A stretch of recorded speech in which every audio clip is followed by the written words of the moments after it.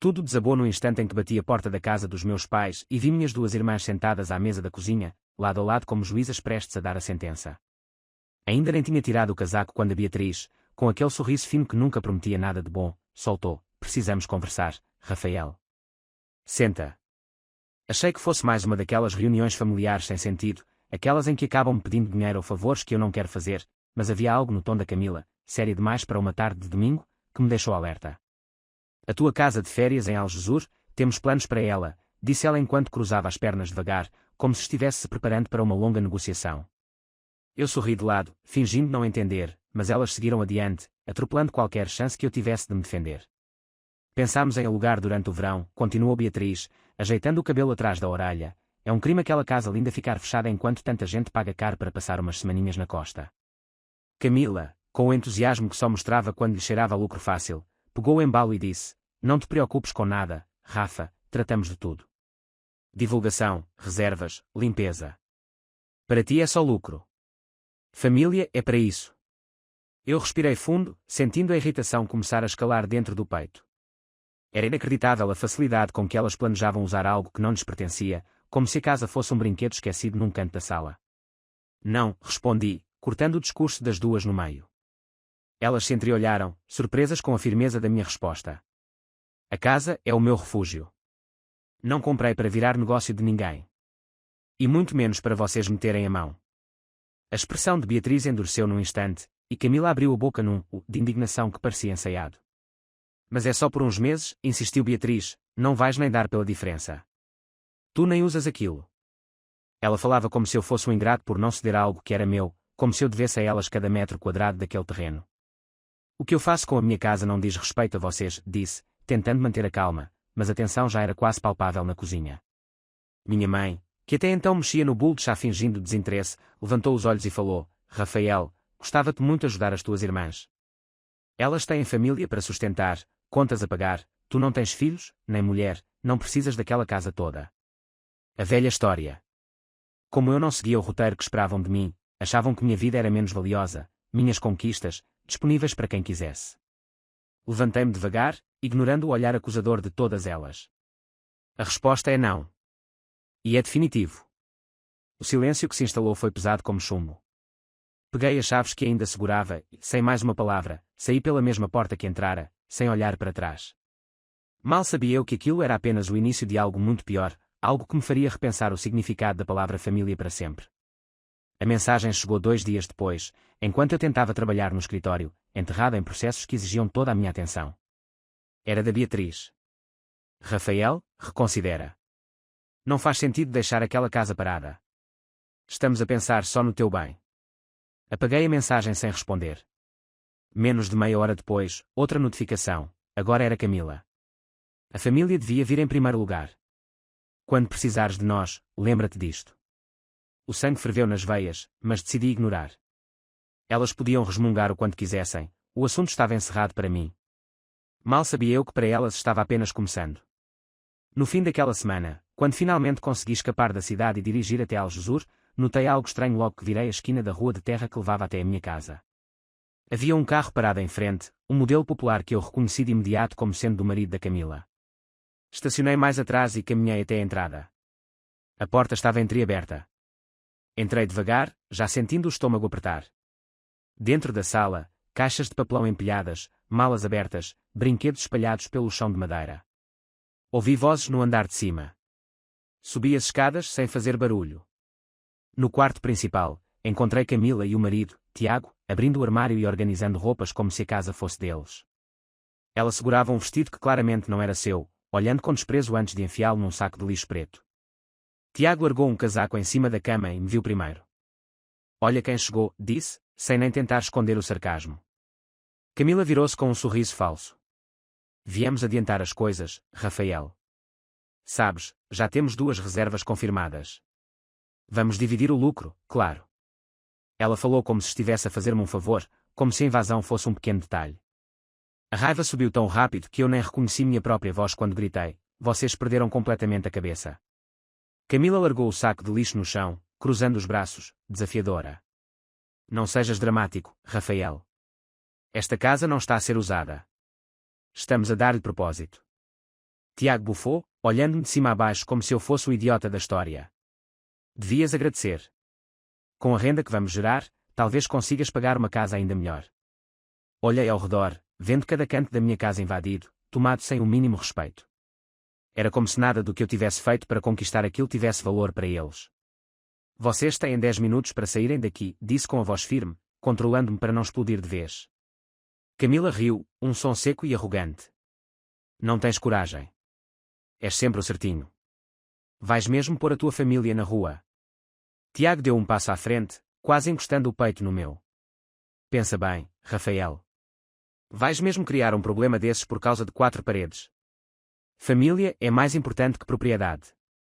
Respirei fundo, tentando não perder a cabeça ali mesmo. Se não saírem agora, vou chamar a polícia, falei. Camila abriu a boca para protestar, mas eu já estava a marcar o número no telemóvel. Não queria ouvir mais. Tiago xingou baixo, agarrou a mala mais próxima e, empurrando Camila, começou a descer as escadas. Ela continuava a gritar atrás de mim, chamando-me de ingrato, de egoísta, de tudo o que conseguia inventar. Quando a polícia chegou, eles já tinham metido quase tudo no carro. Mesmo assim, registrei queixa por invasão. Foi uma das coisas mais difíceis que já fiz, mas não hesitei. No dia seguinte, o telefone não parava de tocar. Primeiro a minha mãe, com aquela voz doce e fingida, Rafael, por que fizeste isso? Elas só queriam ajudar-te. Depois o meu pai, num tom ríspido, estás a destruir a família por orgulho. Até os tios e primos começaram a aparecer nas mensagens, condenando-me, perguntando como eu podia tratar sangue do meu sangue daquela maneira. Bloqueei um a um sem responder. Se era para ser o vilão da história, que fosse. Mas não ia mais permitir que pisassem nos limites que eu demorei uma vida a construir. Achei que o pior já tinha passado, que bastava resistir ao choradinho coletivo e manter as portas fechadas. Ingenuidade minha. 3 dias depois, recebi uma notificação do condomínio da região. Havia uma denúncia formal contra mim, alegavam que a casa estava a ser usada como alojamento turístico ilegal e que vizinhos estavam incomodados com barulho constante de visitantes. Fiquei paralisado por uns instantes, tentando processar. Era óbvio quem estava por trás. As reservas que Camila tinha mencionado, aquelas que eu pensava ter conseguido impedir, aparentemente tinham ido para frente. De alguma forma, mesmo depois de eu ter expulsado os dois, alguém ainda estava alugando a minha casa. Era guerra declarada. E eu ainda não fazia ideia do quanto eles estavam dispostos a destruir para vencer. Naquela tarde mesmo decidi que não podia lidar com aquilo sozinho.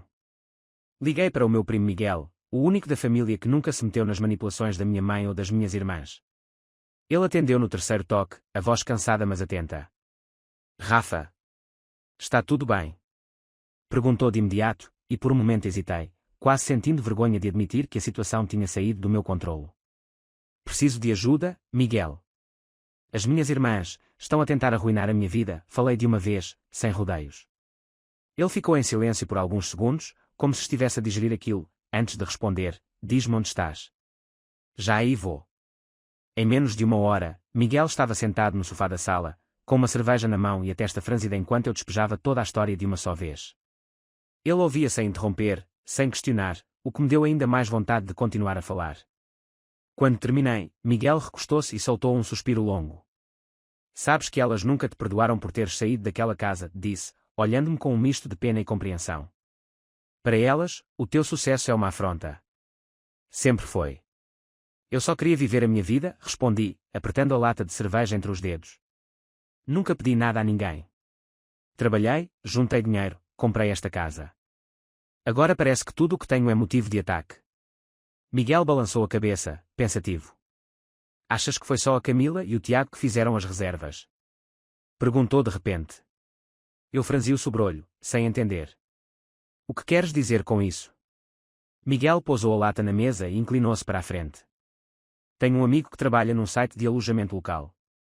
Se quiseres, posso pedir-lhe para verificar se a tua casa está listada. Talvez descubras quem mais está metido nisto. A ideia pareceu absurda no início, mas depois de pensar por uns segundos, concordei. Faz isso, pedi. Preciso de saber com quem estou a lidar. Miguel fez a chamada ali mesmo, na minha frente. Conversou brevemente com o amigo, descreveu a localização da casa e pediu que ele verificasse se havia algum anúncio em meu nome ou com fotos da propriedade. Enquanto esperávamos pela resposta, sentia o estômago revirar, como se já soubesse que não ia gostar do que viria a seguir. Depois de uns minutos, o telemóvel tocou de volta. Miguel atendeu em alta voz. Sim, é isso. Rua do Pinhal, número 48. Encontraste algo? Do outro lado da linha, o amigo de Miguel confirmou que sim. Havia um anúncio ativo para aquela morada, com fotografias atuais do interior da casa, datas disponíveis para reservas até o final do verão. O mais chocante, o contato deixado era um número que eu conhecia bem, era o número da Beatriz. Miguel olhou para mim com uma expressão de pura descrença. A tua outra irmã também está metida nisto. A traição caiu como um soco no estômago. Eu tinha suspeitado da Camila e do Tiago, mas nunca imaginei que a Beatriz, que sempre se fingia mais reservada, também estivesse a explorar a minha casa pelas costas. Filhos da mãe, murmurei, levantando-me do sofá, sem saber o que fazer primeiro. Miguel levantou-se também.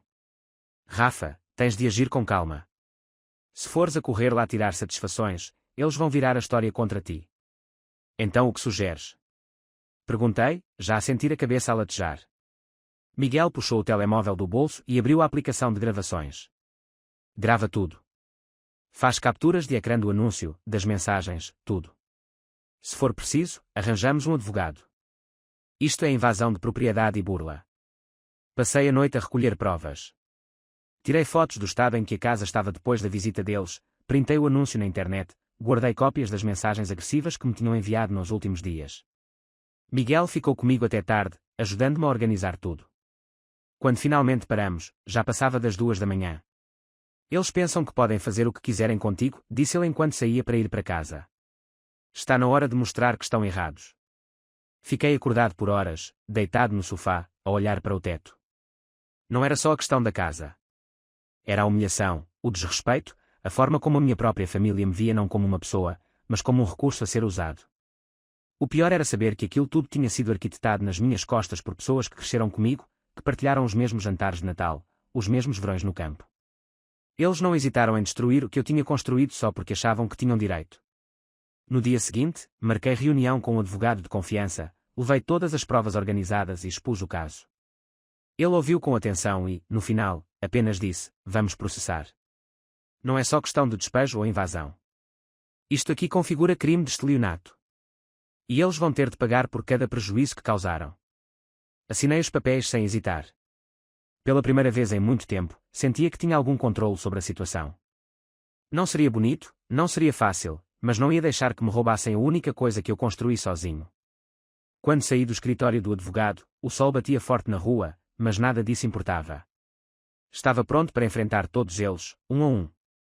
A audiência foi marcada para uma segunda-feira às 9 da manhã. Passei o fim de semana inteiro com o estômago embrulhado, sem conseguir dormir direito, imaginando cada possível desdobramento.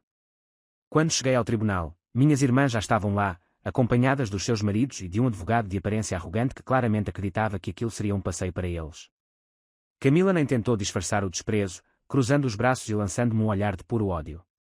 Beatriz parecia menos segura, os olhos inquietos, como se já sentisse o peso do que estava para acontecer. Fui chamado primeiro para depor. O meu advogado conduziu as perguntas com precisão. Apresentei todas as provas, as mensagens, as fotos da casa invadida, o anúncio no site de reservas. Cada documento era exibido numa tela para o juiz analisar, e a cada novo item, eu via o rosto de Beatriz ficando mais pálido e o de Camila ficando mais vermelho de raiva. Quando terminamos, o juiz chamou a defesa. O advogado delas levantou-se, ajeitou a gravata e tentou minimizar os fatos, alegando que aquilo era apenas uma disputa familiar sem gravidade, que eu estava a exagerar e que, no fundo, a intenção era boa. Senhor Rafael, disse ele, aproximando-se do banco das testemunhas, não é verdade que a sua casa estava desocupada há meses, sem utilização? E que as suas irmãs apenas quiseram dar-lhe uso em benefício da família? Olhei diretamente para ele, sentindo a raiva controlada pulsar nas veias. A casa é minha. A posse é minha. O uso ou não do imóvel é uma decisão que cabe exclusivamente a mim. Elas não tinham autorização, e muito menos direito de lucrar com o que não lhes pertence. O advogado sorriu como se esperasse aquela resposta. Então o senhor admite que preferiria manter a propriedade vazia do que permitir que a sua família se beneficiasse dela. Antes que o meu advogado interviesse, eu continuei. Prefiro manter a minha dignidade intacta do que aceitar ser explorado pelas mesmas pessoas que passaram anos a tratar-me como se eu fosse invisível. O juiz pediu silêncio quando Camila bufou alto do outro lado da sala. Beatriz murmurava algo para o marido, tentando desesperadamente parecer calma, mas o suor na testa dela denunciava o pânico. Quando a defesa tentou apresentar os seus argumentos, ficou claro que não tinham muito a favor. Eles alegaram que tinham um acordo verbal comigo, uma permissão tácita baseada em laços familiares, mas a ausência de qualquer prova escrita jogava toda a estratégia deles no lixo. Durante o intervalo para almoço, enquanto eu aguardava num banco de madeira do corredor, Camila aproximou-se como uma tempestade. És um miserável, Rafael. Sabes disso, não sabes? Ela falava entre dentes, tentando manter o tom baixo para não chamar a atenção. Tudo o que conseguimos foi sempre para ti também, mas tu preferiste destruir a família. Respirei fundo, levantando-me devagar para ficar cara a cara com ela. Tudo o que vocês conseguiram foi à custa dos outros. E agora acabou. Beatriz ficou à distância, observando com uma expressão vazia, talvez percebendo, finalmente, que não haveria um final feliz para elas. Quando a sessão recomeçou, o meu advogado pediu ao juiz que autorizasse a quebra de sigilo dos registros bancários associados às reservas feitas no site. A solicitação foi aceita. Em poucos minutos, o representante do site apresentou a documentação, depósitos realizados nas contas pessoais da Beatriz e da Camila, somando quase 10.000 euros em apenas 2 meses. Era o golpe de misericórdia. Não havia mais espaço para argumentos. O juiz anunciou que a sentença seria dada na semana seguinte, mas advertiu de antemão que, dado o volume de provas e a gravidade das ações, era provável que houvesse condenação criminal por fraude, além da obrigatoriedade de pagamento de indenização. Na saída do tribunal, os maridos delas discutiam com o advogado na calçada. Tiago parecia prestes a perder a cabeça, vociferando que eu era um traidor, um ingrato, um destruidor de famílias. Nem me dei ao trabalho de responder. Saí dali sentindo uma mistura pesada de alívio e tristeza. Não havia prazer naquilo. Nunca houve. Mas havia necessidade. Não me restava outra escolha senão proteger o que era meu, mesmo que para isso tivesse de cortar os últimos laços que ainda me prendiam a uma ideia infantil de família que nunca existiu. No carro, o telefone tocou. Era Miguel. Viu que saiu nas notícias, disse ele sem rodeios. Fizeram um resumo da audiência no jornal local. Já circula nas redes sociais. Suspirei, encostando a cabeça no banco. Ótimo. Que o mundo veja o tipo de gente que eles são. Miguel ficou em silêncio por um momento antes de acrescentar: sabes que eles vão tentar retaliar, não sabes? Respondi sem hesitar. Que tentem. Estou preparado. Desliguei o telefone e fiquei alguns minutos no estacionamento, olhando para o nada. Era o começo de uma nova guerra, talvez ainda mais suja, mas pela primeira vez sentia-me pronto. Eles podiam espernear, mentir, fazer escândalo. Eu tinha a verdade do meu lado. E desta vez, não ia recuar. A sentença saiu exatamente uma semana depois, numa manhã fria e abafada em que até o ar parecia pesar nos ombros. Entrei na sala de audiências sentindo todos os olhares cravados em mim, como se fosse eu o criminoso ali. Beatriz evitava olhar para qualquer lado, focada num ponto imaginário à frente, enquanto Camila mordia o lábio inferior com tanta força que parecia querer arrancá-lo. Quando o juiz começou a ler a decisão, o silêncio foi tão absoluto que dava para ouvir o ranger das cadeiras cada vez que alguém mudava de posição. Confirmou que ambas haviam agido de má fé, que exploraram indevidamente um imóvel sem consentimento do proprietário, que lucraram de forma ilícita e que, portanto, estavam obrigadas a pagar multa, danos morais e custos do processo, além da abertura de um processo criminal por fraude imobiliária. Saímos todos da sala em fila, sem uma palavra trocada. No corredor, Camila lançou-me um olhar cheio de veneno e disse: parabéns, arruinaste-nos. Eu parei por um instante, respirei fundo e respondi: não fui eu quem arruinou nada. Foram vocês. Virei as costas e continuei a caminhar sem me importar com o que deixava para trás. Lá fora, Miguel já me esperava, encostado ao carro com uma expressão preocupada. Agora vais conseguir respirar, disse ele assim que me viu. Eu dei um pequeno aceno, mais exausto do que aliviado. Espero que sim, respondi. As semanas seguintes trouxeram mais do que apenas silêncio da parte da minha família. Trouxeram também retaliações discretas. Alguém fez denúncias falsas contra a casa em Algesur, alegando infrações que nunca existiram. Recebi notificações absurdas, desde supostos problemas estruturais até queixas de vizinhos que mal sabiam que eu existia. Era óbvio que tentavam destruir o que eu construíra por despeito. No início, pensei em ignorar, deixar que se cansassem. Mas Miguel convenceu-me de que era melhor agir. Eles nunca vão parar se não souberem que cada passo errado tem consequência, disse ele com uma seriedade que me fez perceber que a guerra estava longe de acabar. Com o apoio do meu advogado, entramos com novas ações por perseguição e calúnia. A resposta foi imediata: mais insultos nas redes sociais, mais mensagens veladas de outros membros da família, mais tentativas patéticas de me pintar como vilão. Um dia, minha mãe apareceu no meu prédio sem aviso, batendo furiosamente na porta. Quando abri, ela praticamente explodiu na minha frente. És um monstro, Rafael. Sempre foste frio, ingrato, egoísta. Estás a destruir a tua própria família. Fiquei parado, encarando aquela mulher que dizia ser minha mãe e que agora parecia uma estranha completa. Não destruí nada. Só deixei de fingir que ainda havia alguma coisa para salvar, disse, fechando a porta devagar enquanto ela ainda gritava do outro lado. O processo criminal seguiu, e em poucos meses Beatriz e Camila foram condenadas a serviço comunitário e a pagar uma indenização considerável. Não era suficiente para apagar o que fizeram, mas era suficiente para provar, pelo menos para mim, que justiça ainda existia. No dia em que o juiz deu a sentença final, sentei-me no mesmo banco do tribunal e olhei para elas uma última vez. Não vi arrependimento. Não vi remorso. Só vi raiva e humilhação. Vender a casa de Algesur passou a ser uma decisão inevitável. Depois de tudo o que aconteceu, ela já não representava mais o refúgio que eu tinha sonhado construir. Cada parede parecia carregada de uma lembrança amarga. Quando finalmente fechei a venda com uma jovem família que sonhava viver junto à praia, senti que, de alguma forma, estava a passar aquilo para alguém que ainda via o valor que um lar podia ter, algo que nunca foi reconhecido por quem deveria tê-lo entendido melhor. Miguel ajudou-me a mudar para um apartamento novo, mais pequeno, mais discreto, mas meu, onde ninguém sabia onde eu morava e onde finalmente podia fechar a porta sabendo que, do outro lado, não haveria fantasmas tentando invadir a minha paz. Numa das últimas noites antes da mudança, sentámo-nos os dois na varanda da velha casa, com 2 cervejas na mão, em silêncio. Achaste que valia a pena? Perguntou ele depois de um tempo. Pensei por uns segundos antes de responder. Valer a pena? Não sei. Mas era necessário. Miguel assentiu e brindamos, não com sorrisos, mas com a compreensão silenciosa de quem sabia que certas batalhas não são vencidas, apenas sobrevividas. Hoje, meses depois, não sei se venci ou perdi. Sei apenas que não sou mais o homem que entrou naquela cozinha naquele almoço de domingo, acreditando que ainda havia espaço para conversa ou entendimento. Sei que a palavra família, para mim, já não tem o mesmo peso, o mesmo som, o mesmo significado. Às vezes sinto falta da ilusão. Às vezes sinto raiva de mim mesmo por ter deixado chegar tão longe. Mas, no fundo, sei que, se tivesse recuado, teria perdido tudo. Não apenas uma casa. Mas a última coisa que ainda era minha. E mesmo que o preço tenha sido alto, foi o único que eu estava disposto a pagar.